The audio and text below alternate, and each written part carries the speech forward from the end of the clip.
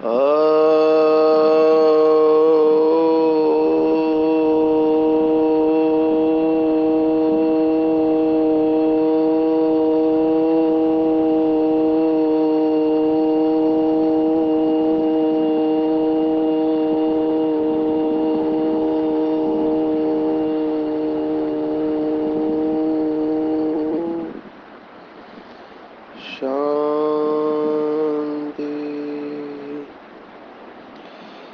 आज 13 जून 2022 भारत में सोमवार है। Today is 13 June 2022 and it's Monday in Bharat. आज की मुरली का जादुई रहस्य स्वयं को प्रेरणा देने के लिए magical secrets of today's Murli for motivating the self. Baba के बच्चे नंबरवार पुरुषार्थ कर रहे हैं। एक तरफ देख रहे तो कई बाबा के बच्चे बहुत लगन से अपनी अवस्था को मेंटेन कर रहे हैं, रोज चढ़ती कला का अनुभव कर रहे हैं, और दूसरे हैं जिनके सामने चैलेंजेस आते हैं, बाहर से आते हैं, अंदर से आते हैं, और उनके साथ स्ट्रगल कर रहे हैं। जब कोई पेपर नहीं होता है तो स्टेबल रहते हैं, लेकिन जैसे ही परिस्थिति आती है तो परिस्थिति में हलचल पैदा हो जाती है। तो हमको देखना चाहिए कि क्या हम ज्ञान और योग में मस्त रहते हैं, अपने आप को ज्ञान और योग में इतना बिजी कर देते हैं, स्वमान में इतना बिजी कर देते हैं कि व्यर्थ के लिए समय ही न बचे और कोई भी परिस्थिति आए हम उसमें स्टेबल रह सके। हम जब भी सेशन लेते हैं, फिर डॉक्टर्स का है या इंजीनियर्स का है या और प्रोफेशनल्स का है, तब हम मेजॉरिटी टाइम एक ही सवाल पूछते हैं लोगों से कि आप क्या चाहते हो, आप चाहते क्या हो, what is your deepest desire. क्योंकि जैसे हमारी अंदर डिज़ायर होगी वो हमको मिलेगा, ये सृष्टि का नियम है। आपकी डिज़ायर या इच्छा जो है वो इनिशिएट करते हैं, ड्रामा को इनिशिएट करते हैं। इसको बहुत अच्छी तरह समझना है। बहुत लोगों की एक ही कंप्लेंट होती है कि हमको अनुभव नहीं होता है योग में। तो हमारी डिज़ायर क्या है? आपको पता हो कि बुद्ध धर्म ने डिज़ायर को रूट ऑफ सफरिंग कहा है, माना दुख का कारण इच्छा बताया हुआ है। ये क्यों ऐसा कहा है? क्योंकि इच्छा मन और बुद्धि को भटकाती है, और इच्छा पूर्ण नहीं होती है तो क्रोध आता है, और पूर्ण हुई तो लोभ आता है। तो हमारी डीपेस्ट डिजायर क्या है? बाबा क्या कहता है? लोग समझते हैं कि डिजायर लेस होना चाहिए या इच्छा मात्रम अविद्या होनी चाहिए, पर डिजायर आती कहाँ से है? वेयर इट स्टेम्स फ्रॉम, उसका बीज क्या है, और हमारी कौन सी इच्छा होनी चाहिए, इसके ऊपर थोड़ा चिंतन करें। बाबा ने ये नहीं कहा कि इच्छा नहीं करना चाहिए, क्योंकि परमात्मा को पाना या बाप जो है जैसा है उसको जानना मानना और चलना, ये भी तो एक इच्छा है। तो क्या इच्छा रूट ऑफ सफरिंग है? सोचो, because this question was asked to me, ये प्रश्न मुझे पूछा गया एक मेडिकल कॉलेज में कि इच्छा ही मन और बुद्धि को भटकाती है, परेशान करती है, तो क्या इच्छा नहीं करना चाहिए? इच्छा के बगैर जीवन कैसे संभव है? अभी सुबह उठ के खाना खाना, नाश्ता करना, ये भी तो आपका थॉट चलता है ना। There is always a thought. तो प्रॉब्लम तब होता है एक, जो हम अनियंत्रित इच्छाएं उत्पन्न करते हैं, रिलेशनशिप्स में, संबंधों में एक दूसरे से अपेक्षाएं होती है। जैसे मेरे पास केसेस आते पति पत्नी का, तो वैसे झगड़ा नहीं है, लेकिन उनकी इच्छा होती है कि मोबाइल में किससे बात करते हैं, किससे चैट करते हैं, हमको पता होना चाहिए किसके साथ फोन करते हैं। तो रिलेशनशिप्स में भी बहुत अलग अलग अपेक्षाएं होती हैं कि इसको ऐसा करना चाहिए, इसको ऐसा नहीं करना चाहिए, वगैरह वगैरह। तो ये भी एक प्रकार की इच्छा है। तो अनियंत्रित इच्छाएं और जिसमें लोगों का कल्याण नहीं समाया हुआ है, वो इच्छा है जिसको कहेंगे बुरी इच्छा है, जिससे हम खुद भी परेशान हैं, दूसरे भी परेशान होता है। And attachment to those desire, उनसे अटैच हो जाना, जो बाबा ने कल भी मुरली में कहा कि मेरा क्यों नहीं माना गया, मेरी ओपिनियन, मैंने जो सुझाव दिया था वो नहीं, मैंने जो बताया था वैसे नहीं हुआ है, तो फिर वो दुख का कारण निमित्त बनते हैं। अगर हम जड़ में देखें इसके डायनामिक्स को, इच्छा कहाँ से उत्पन्न होती है? तो इच्छा आत्मा की गहराई से उत्पन्न होती है। इच्छा माना आपके अंदर उतना एम्प्टीनेस है, खालीपन है। वो खालीपन पूर्ण करने के लिए इच्छा उत्पन्न होती है। आप इसको बहुत गहराई से सोचना, क्योंकि लोगों ने जड़ तक जाने की कोशिश की है कि कहाँ से ये उत्पन्न हो रही है, और उस बीज को ही हम खत्म कर दे तो बाबा ने हमको कहा कि सतयुग में जो देवी देवताएं होते हैं उनकी अवस्था कैसे होती है? अप्राप्त नहीं कोई वस्तु उनके खजाने में। उनको दुख की अविद्या है, दुख क्या होता है उनको नहीं पता। और यहाँ पर कॉन्ट्रास्ट ऐसे है, यहाँ सुख की अविद्या है। तो मुझे यहाँ पर एक कहानी याद आ रही है सुकरात की, सोक्रेटिस। तो बहुत बड़ा फिलोसोफर, दार्शनिक होके गए ग्रीस देश के। तो उनको एक बार एक स्टूडेंट ने पूछा कि मुझे परमात्मा की प्राप्ति करनी है, तो कैसे होगी परमात्मा की प्राप्ति? तो उन्होंने कहा ठीक है, मैं आपको बताऊंगा परमात्मा की प्राप्ति कैसे होगी, थोड़ा आपको थ्योरी समझना पड़ेगा। तो वो चलते चलते बात करते गए परमात्मा के बारे में, और बात करते करते उनको शहर के अंदर एक नदी थी बाहर की तरफ, उस तरफ लेके गए, पानी में उतरे, वो स्टूडेंट भी उसके साथ पानी में उतरा और गहराई में गए। तो पानी जब गले तक आया तब सुकरात ने कहा अभी टर्न हो जाओ, उल्टे हो जाओ। सुकरात की हाइट 6 फीट थी। उसने जैसे ही देखा पानी गले तक आया, उस स्टूडेंट को कंधे से दबा दिया पानी के अंदर, और हट्टा कट्टा था तो वो स्टूडेंट झटपटाने लगा और उसके नाक में मुंह में पानी घुस रहा था, पर वो कुछ नहीं कर पा रहा था क्योंकि सुकरात ने उसको पानी के नीचे उसका सिर डुबो दिया था। अभी बहुत कोशिश कर रहा है, उसको सांस लेने में मुश्किलात हो रही है, धीरे धीरे उसका ऑक्सीजन कम होने लगा और वो नीला पड़ने लगा। तो सुकरात ने देखा अभी ये मर जाएगा, तो उसको फिर उसने छोड़ दिया। जैसे ही छोड़ दिया उसने पानी के ऊपर सिर निकाला और जोर जोर से सांस लेने लगा। तो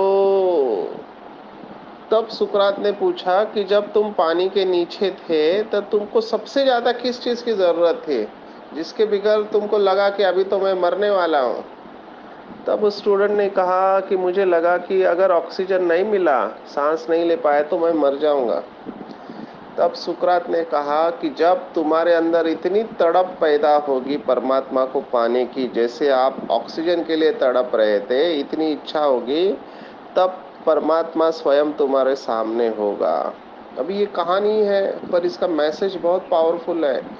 क्या हमारे अंदर इतनी तड़प है शिव बाबा को पाने की? क्यों बाबा को बार बार कहना पड़ रहा है? जैसे आज बाबा ने कहा कि बच्चे, पढ़ाने वाला स्वयं सत्य बाप, सत्य शिक्षक, सदगुरु है, तुम्हें इसमें पक्का निश्चय होना चाहिए। क्यों? ये बार बार क्यों कहना पड़ रहा है? क्योंकि बाबा के बच्चे भूल जाता है कि किसने हमें चुना है, कौन किससे मिलने आया है, कौन कह रहा है ये बात अगर बुद्धि में बैठ जाए तो बेड़ा पार हो जाएगा। कोई भी डाउट नहीं आना चाहिए, कैसे होगा, क्या होगा, पता नहीं मेरा क्या होगा, कौन सा पद मिलेगा, एक भी थॉट नहीं आना चाहिए। बाबा ने कहा, माना हुआ। इसलिए तो मम्मा ने नंबर लिया। मम्मा की विशेषता जून मास है, तो हम देख रहे हैं जब भी समय मिलता है मम्मा की विशेषता क्या रही। बाबा ने कहा, मम्मा ने किया, बस बाबा ने कहने की देर है और मम्मा की धारण करने की देर है। इमीडिएट एम्बॉडीमेंट, उसमें कोई दो राय नहीं है कि कैसे होगा, क्या होगा। आपने सब यज्ञ की हिस्ट्री सुनी होगी। पार्टी निकल चुकी है पांडव भवन से, है ना, गेट के बाहर निकल गई और बाबा मम्मा को कहता है कि मम्मा बच्चों को टोली नहीं खिलाओगे? अभी कैसे संभव है? वो जाके बस पकड़ेगी। टोली बनाने में कितना टाइम लगता है? टोली नहीं बनी थी। मम्मा ने केवल एक ही कहा, हाँ बाबा, बस। अभी हाउ इट इज पॉसिबल? मम्मा किचन में गई, टोली बनाना चालू किया।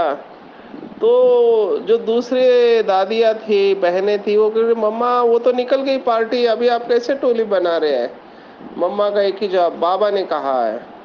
अभी देखो कितना निश्चय बुद्धि है, क्योंकि दिखाई दे रहा है वो निकल चुके। होगा नहीं होगा हमको नहीं पता, मम्मा बस फॉलो कर रही है। उसने कोई भी थॉट क्रिएट नहीं किया, बस बाबा ने कहा मना करना है। बनाते गई, फिर टोली बनाकर भाई को कहा जाके तुम आओ।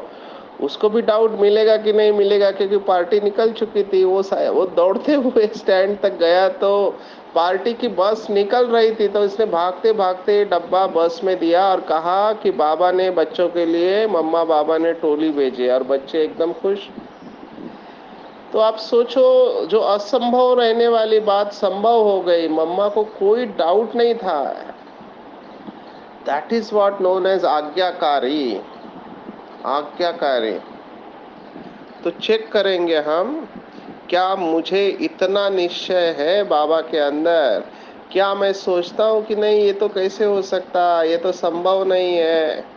नहीं, बाबा ने कहा मतलब होने वाला है। जरा भी डाउट नहीं चाहिए, निश्चय में पक्का रहना चाहिए। बार बार हम देख रहे हैं कि निश्चय के आधार पर ही नंबर बनते हैं, और निश्चय होना चाहिए कि मैं वही कल्प पहले वाली आत्मा हूँ, ये वही कल्प पहले वाला बाबा है, हमारा पिता है, सदबाप शिक्षक सदगुरु है, और ये वही कल्याणकारी ड्रामा है, और ये वही ब्राह्मण परिवार है। सभी में निश्चय पक्का होना चाहिए, थोड़ा भी डाउट नहीं होना चाहिए, नहीं तो हार्ट फेल हो जाएगा। बहुत बाबा के बच्चों में अलग अलग पेपर आते हैं, लेकिन ये सबसे बड़ा पेपर कहते हैं किसी का शरीर छूट जाना। इसके लिए पक्का नष्टो मोह चाहिए।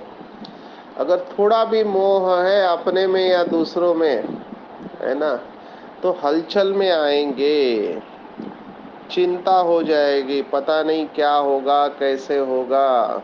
बिल्कुल चिंता नहीं चाहिए। हमने पहले भी देखा, संपूर्ण अवस्था के दो लक्षण, निश्चिंत अवस्था और कोइंसिडेंसेस, माना योगा योग जिसको कहते हैं। निश्चिंत अवस्था होगी, जो ब्रह्मा बाप की अवस्था थी, मम्मा की अवस्था थी, बेफिक्र बादशाह।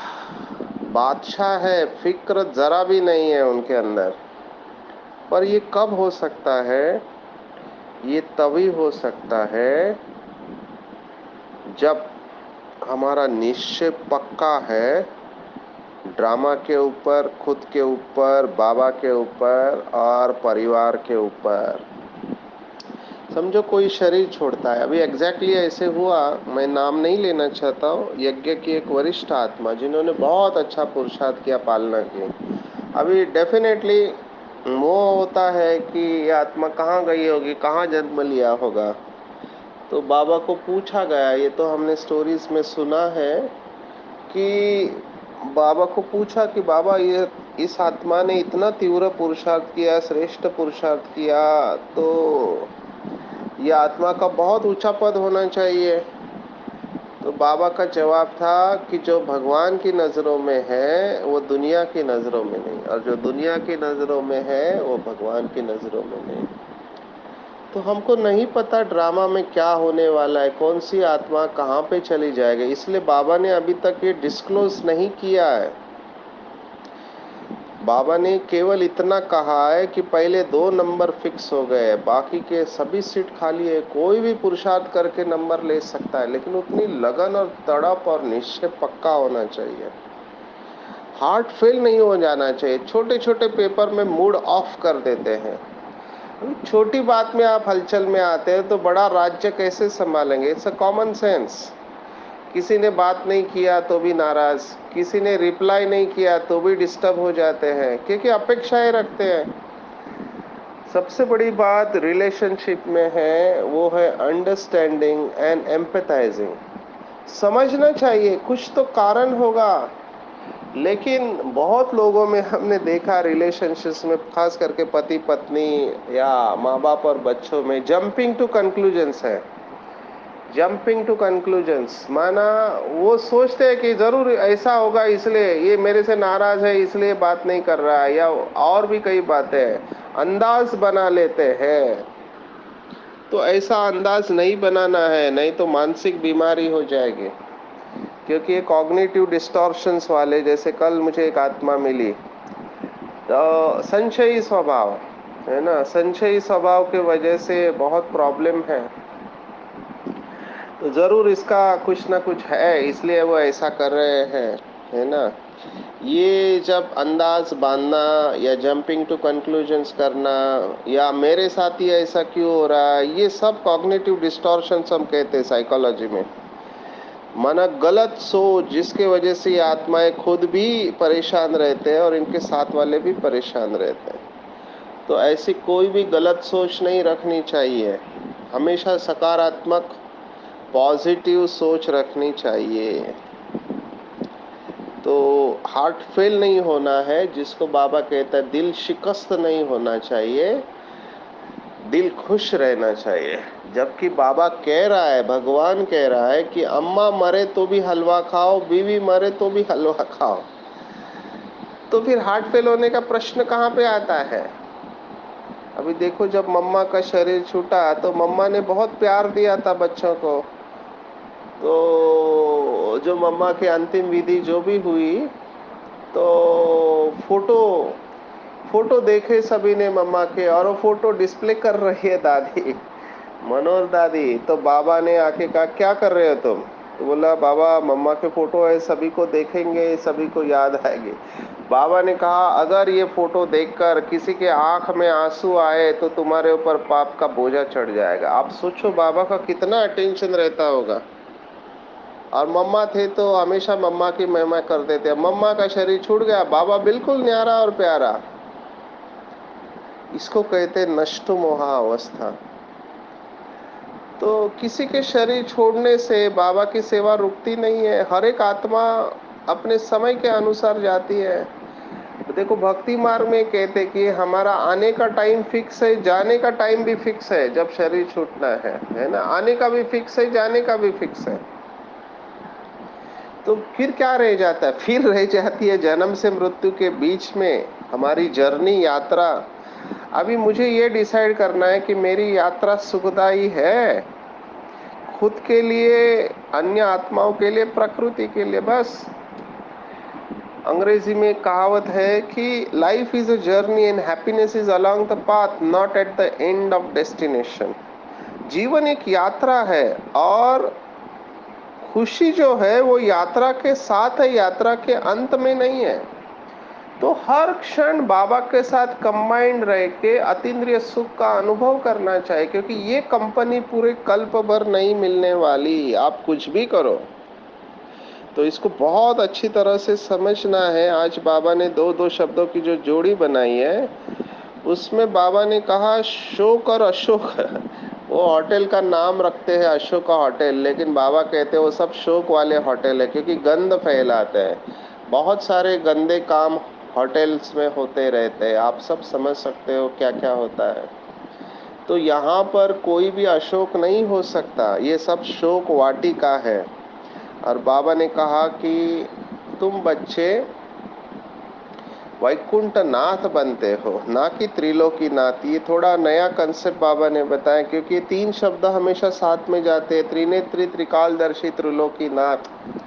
बाबा ने कहा मैं भी परम धाम का नाथ हूँ, तुम वैकुंठ के नाथ हो, और सूक्ष्म वतन के नाथ अलग है। तुम्हें त्रिकालदर्शी माना ज्ञान है तीनों लोकों का, कि नाथ तुम एक ही लोक के बनते हो, और परम धाम को लोक नहीं कहा जाएगा। तो ये सब डेफिनेशंस बाबा ने आज दी हुई है। मुझे इसमें जो इम्पोर्टेंट शब्द दिखाई दे रहा है वो है तीसरा नेत्र, त्रिनेत्री, है ना। ऐसे कहते हैं, शिव का एक गायन है, शिव को कहते कामारी, माना काम का दहन करने वाला, काम को भस्म करने वाला। तो वैसे बताते हैं कि शिव ने तीसरा नेत्र खोला और कामदेव भस्म हो गया। अब ये बहुत इंटेलिजेंट है, बहुत सुंदर है ये कंसेप्ट। जब हमारा ज्ञान का तीसरा नेत्र खुलता है तो हमारे अंदर की सभी हद की कामनाएं जो हमें और दूसरों को परेशान करती है वो सब भस्म हो जाती है, और हम काम जीत सो जगत जीत बन जाते हैं। और एक ही कामना रहती है कि बस हम बाबा की याद में शरीर छोड़े। आज इस बात को भी टच किया है बाबा ने, जो 8वें अध्याय में श्रीमद् भगवद गीता स्टडी ग्रुप में हमने देखे थे कि मरते समय हमारी मति क्या है। मति माना बुद्धि। मरते समय हम किसकी याद में रहते हैं? अपने पति की याद में रहते हैं तो वहां जाकर जन्म लेंगे, पत्नी की याद वहां जाकर जन्म लेंगे, श्री कृष्ण की याद में शरीर छोड़ेंगे तो वैसा बच्चा बनकर जन्म लेंगे। इसलिए भक्ति मार्ग में इसको बहुत महत्व दिया गया है। भारत में तो ये परंपरा है कि बच्चों के नाम देवताओं के ऊपर रखते हैं। तो शास्त्रों में गायन है ना, वो अजामिल बहुत पाप किया था लेकिन बच्चे का नाम नारायण रखा था, तो वो मोथा मरते समय नारायण नारायण ये नाम लिया तो उसकी सदगति हो गई, ऐसे कहानी है। तो बच्चों के नाम देवताओं के ऊपर क्यों रखते हैं? क्योंकि उस बहाने वो परमात्मा का याद आता रहे, है ना। ये बहुत अच्छा तरीका है। आपका बच्चा है जिसका नाम नारायण है या लक्ष्मी है, तो दिन भर आप 10-20 बार लक्ष्मी या नारायण बोलते हैं, तो उस बहाने उस परमात्मा का नाम भक्ति मार्ग के बिलीफ के अनुसार आता रहे। तो ये भारत की परंपरा है, पर उसके पीछे का रहस्य भूल गए हैं कि अंतिम समय में भी परमात्मा याद आना चाहिए। लेकिन ये इतना इजी नहीं है। हमने देखा कि जीवन भर हमने जिसको याद किया है, जिसमें हमारी बुद्धि गई है, वही बात अंत समय में याद आएगी, और वैसे ही हमारी गति सदगति होती है। तो चेक करना चाहिए कि मैं दिन भर मेरी मन और बुद्धि कहाँ जाती है, क्योंकि जहाँ पर दिन भर में मन बुद्धि जाएगी वही बात आपको लास्ट में याद आएगी। पहले भी सुनाया, एक माता ने शरीर छोड़ा, दादियों के वक्त बहुत सेवा की थी। दादी ने पूछा तुम्हारी कोई इच्छा है? तो माता ने कहा दादी मुझे पानी पूरी खाना है। तो देखो, खाने पीने की भी इच्छा रहती है, लास्ट में वो सब याद आती है। जितनी ज़्यादा हमारी हद की इच्छा है उतनी मन और बुद्धि भटकेगी। आज तो बाबा ने इतनी डीप बात कही है वरदान में, बहुत गहरी बात है, और as a doctor and counsellor मैं इसको महसूस कर सकता हूँ कि क्या होता है।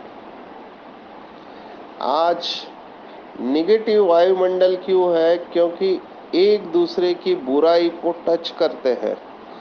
जबकि बाबा ने कहा इस ज्ञान यज्ञ में, रुद्र यज्ञ में, फिजिकली शारीरिक आकर्षण या शारीरिक टचिंग अपवित्र समझते। इवन योग में बैठते समय हम ध्यान में रखते हैं कि एक दूसरे के शरीर को टच ना हो, क्योंकि उसके वाइब्रेशन रहते हैं, एक डिस्टेंस मेंटेन करते हैं। हम तो स्ट्रेस मैनेजमेंट के सेशन में भी ये बताते हैं कि हर एक व्यक्ति का एक ऑरा रहता है, पर्सनल ऑरा, और ऑरा भी टच नहीं होना चाहिए, क्योंकि आप ऑरा में आए तो उसकी एनर्जी आपको प्रभावित करेगी। जैसे मैं डॉक्टर्स का सेशन लेता हूँ तो कई डॉक्टर कहते हैं सुबह हम ठीक रहते हैं लेकिन शाम को मिलते मिलते पेशेंट से हमारी एनर्जी डिप्लीट हो जाती है, ख़त्म हो जाती है। तो ये क्या हो रहा है कि उनकी निगेटिव एनर्जी है वो आपके ऊपर प्रभाव डाल रही है, क्योंकि पेशेंट माना बीमार, बैटरी डिस्चार्ज है, तो वो निगेटिव एनर्जी आपके ऊपर प्रभाव डाल रहे। भले आप उनको टच नहीं कर रहे लेकिन फिर भी उनका ऑरा है। हम सब ने अनुभव किया, समझो हमारे सामने कोई गुस्सा करने वाला व्यक्ति है, बहुत गुस्सा है उसको, अगर आपका ऑरा पावरफुल नहीं है तो वो निगेटिव एनर्जी आपके ऊपर प्रभाव डालेगी, डेफिनेटली डालनी है। तो गुस्से की एनर्जी होती है। ऐसे ही बाबा ने कहा काम विकार की भी एनर्जी होती है। कई लोगों की दृष्टि में यही रहता है कि शरीर को देखते रहते हैं केवल, तो वो भी एक एनर्जी है। बाबा ने लास्ट में कहा है कि काम विकार अपनी चरम सीमा पर होगा, और अभी वो समय चल रहा है, चरम सीमा पर है। तो मनसा से पाप कर्म करते हैं, तो बाबा ने इसके ऊपर आज अंडरलाइन किया है कि मन बुद्धि में किसी विकार के संकल्प मात्र की आकर्षण व टचिंग अपवित्रता है।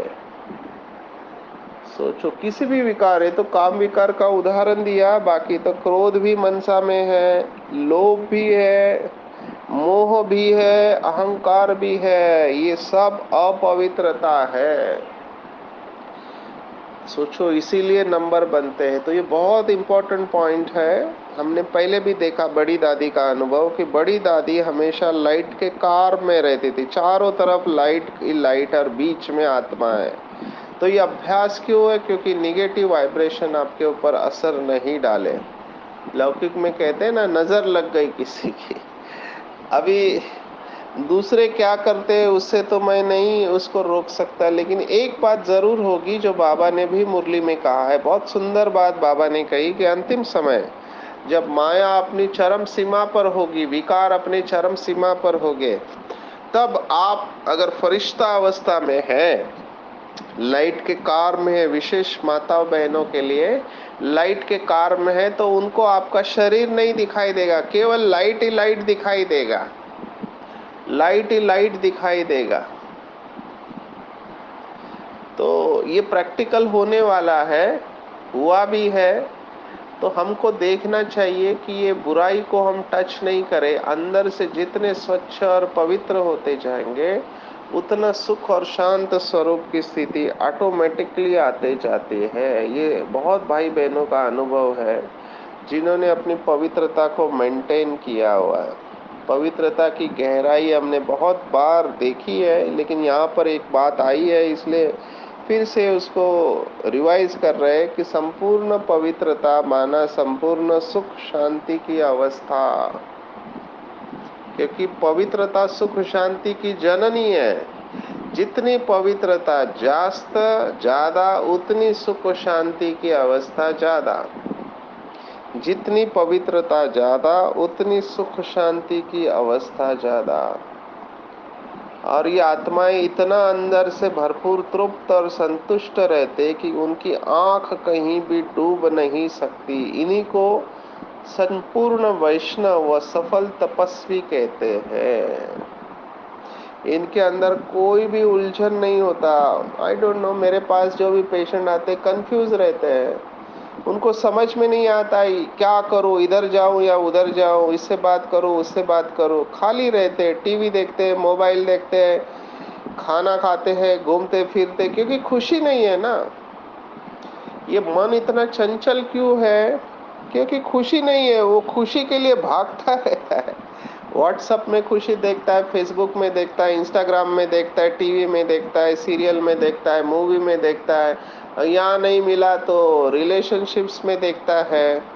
सब भटक क्यों रहा है? क्योंकि मन को रंजन चाहिए, आनंद चाहिए, और आनंद का केवल एक सोर्स है, वो है परमपिता परमात्मा। बाकी सब जगह पे अगर आप आनंद ढूंढेंगे तो उलझन ही उलझन है, आपका भविष्य उज्जवल नहीं हो सकता। तो वर्तमान और भविष्य को उज्जवल बनाना है, मन मना भव मध्याजी भव। मन को केवल उस आनंद के सागर में खो जाना चाहिए। देखो, भक्ति मार्ग में भी लोग खो जाते हैं, परमात्मा कृष्ण को समझते हैं और उसकी याद में खो जाते हैं, उसके गीत गाते रहते, बस उसमें उनको खुशी है। तो भक्ति मार्ग में भक्त भी अपनी बुद्धि को कहीं ना कहीं स्थिर कर देते हैं, तो हमको तो स्वयं भगवान मिला है, तो हम कितना खुशी में होने चाहिए। उनको तो भगवान नहीं मिलता, 1 सेकंड का साक्षात्कार हो जाते हैं तो नाचने लगते हैं। 1 सेकंड का साक्षात्कार, यहाँ पे बाबा हर क्षण हमारे साथ है, तो हमारी अवस्था कैसे चाहिए। तो जो बाबा के बच्चे अमृत वेले से रात तक निरंतर याद में रहते हैं, बाबा को धन्यवाद देते हैं, बाबा को साथ में रखते हैं, वो ड्रामा की भावी पर अटल रहते हैं, किसी भी बात का फिक्र नहीं आता, किसी भी देहदारी को याद नहीं करते हैं और निरंतर अशरीरी अवस्था में रहने का अभ्यास करते हैं। ये एक ही अवस्था अभ्यास हमको काम में आना है। तो चेक करेंगे कि क्या अभी मेरा शरीर छूटा तो मुझे क्या पद मिलेगा, क्या मैं निरंतर बाबा की याद में रहती हूँ, क्या मेरा निश्चय पक्का है, क्या मुझे चिंता है। बिल्कुल निश्चिंत, बेफिक्र बादशाह, दिल खुश, संपूर्ण वैष्णव और सफल तपस्वी, ऐसी आत्माओं का भविष्य और वर्तमान 100% उज्जवल रहता है। आज 13 जून 2022, आज की मुरली के ऊपर मेडिटेशन। अपने आप को बिल्कुल हल्का छोड़ देंगे, ध्यान दो आंखों के बीच में, महसूस करेंगे कि शरीर के अंदर मैं मस्तक मणि हूँ, मेरा प्रकाश संपूर्ण शरीर में फैल रहा है, मेरे चारों तरफ एक लाइट का ऑरा है, प्रभा मंडल है और इस लाइट के प्रकाश में मैं आत्मा सुरक्षित हूँ। पवित्रता का सागर शिव बाबा मुझे आशीर्वाद दे रहा है, उसका पवित्रता का प्रकाश मेरे अंदर प्रवेश कर रहा है, मेरे अंदर की गंदगी साफ होते जा रही है, मैं आत्मा चमकीली बनते जा रही हूँ, जन्म जन्मांतर के पाप कर्मों के दाग भस्म हो रहे, मैं स्वच्छ और पवित्र बनते जा रही हूँ। दुनिया के किसी भी प्रकार के अपवित्रता के वाइब्रेशन इस लाइट के कार में प्रवेश नहीं कर रहे, उल्टा इस प्रकाश से, दिव्य और पवित्र प्रकाश से दुनिया के अंदर अपवित्रता रूपी कीटाणु और जर्म्स भस्म हो रहे हैं। मुझे बहुत अच्छा लग रहा है, क्योंकि मुझे किसी भी बात की फिक्र नहीं, मैं बेफिक्र बादशाह हूँ। मुझे पता है ड्रामा कल्याणकारी है, किसी का शरीर छूटा तो भी मैं निश्चित हूँ। मुझे ड्रामा में, बाबा में, खुद में और ब्राह्मण परिवार में पूर्ण निश्चय है, ये कल्याणकारी ड्रामा है। मेरी उलझनें समाप्त हो चुकी है, मैं अशरीरी हूँ, बाप की याद में संपूर्ण वैष्णव और सफल तपस्वी आत्मा हूँ, अचल अडोल हूँ। मुझे बहुत अच्छा लग रहा है, क्योंकि मैं शक्ति स्वरूप अवस्था का अनुभव कर रहा हूँ। मेरे द्वारा निरंतर पवित्रता के प्रकंपन पूरे विश्व में फैल रहे हैं। मैं लाइट हाउस, माइट हाउस हूँ। ओम शांति शांति शांति। सर्वशक्तिवान बाप हमेशा मेरे साथ है। बाप दादा मुझे दृष्टि दे रहे, बाबा ने अपना वरदानी हाथ मेरे सिर के ऊपर रखा है और बाबा मुझे वरदान दे रहे कि बच्चे तुम संपूर्ण वैष्णव सफल तपस्वी हो। तुमने कल्प कल्प श्रीमत पर चलकर पढ़ने और पढ़ाने का धंधा अच्छी तरह से किया है। तुम बेफिक्र बादशाह हो, क्योंकि तुम्हारी सभी फिक्र मैंने ले ली है।